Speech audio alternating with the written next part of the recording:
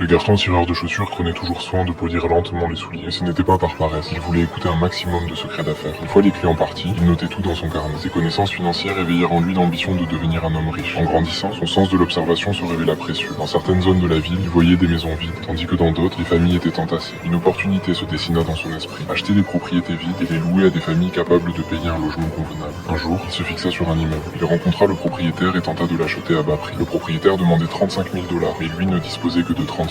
Il proposa de payer le reste après avoir loué les appartements. Le propriétaire trouva l'idée astucieuse, mais refusa de prendre le risque. Déçu, le jeune homme se tourna pour partir, quand une idée lui vint. Pourquoi ne pas demander un prêt à la banque? Il se rendit immédiatement à la banque, mais la réceptionniste refusa de lui arranger un rendez-vous avec le manager. Il n'eut d'autre choix que d'attendre à l'entrée. Quand le manager quitta enfin son travail, il s'approcha rapidement, prétendant être un ami recommandé par le propriétaire. Il expliqua qu'ils travaillaient sur un projet ensemble et espérait emprunter 5 000 $ à la banque. Le manager refusa encore une fois, mais le jeune homme ne se laissa pas décourager. Ce soir-là, le propriétaire le rappela. Il s'attendait à des reproches pour avoir perdu son temps, mais au lieu de cela, le propriétaire, impressionné par le courage du jeune homme, se proposa d'être son garant personnel. Ému aux larmes, il comprit que sa persévérance avait payé. Dès le premier jour où le logement fut disponible, il le loua à une femme dans le besoin. Comme prévu, la demande explosa. Il put rapidement régler le reste au propriétaire initial, tenant sa promesse. Mais la vie n'est jamais simple. Lorsqu'il voulut agrandir son affaire et solliciter un nouveau prêt, le manager de la banque continua à l'éviter. Frustré mais déterminé, il remarqua que 7 banques se trouvaient dans le même immeuble. Une idée audacieuse lui vint. S'il devenait propriétaire de l'immeuble, les banques ne pourraient plus le rejeter. Et en tant que bailleur, il pourrait apprendre encore davantage sur la finance. Il engagea un ouvrier, le fit passer pour un investisseur et approcha le propriétaire de l'immeuble. La nuit venue, il se rendit sur place, calcula toutes les données nécessaires et demanda à l'ouvrier de mémoriser chaque chiffre. À partir de là, tout changea. Les banques commencèrent à le traiter avec respect et les prêts lui furent accordés facilement grâce à son statut de propriétaire. Avec un flux de fonds stable, son empire immobilier se développa rapidement. Au sommet de sa réussite, il possédait 177 propriétés et prit même une photo avec le vice-président. Ainsi, il réalisa enfin son rêve d'enfance. Le film s'appelle The Banker. Il est disponible sur Apple TV.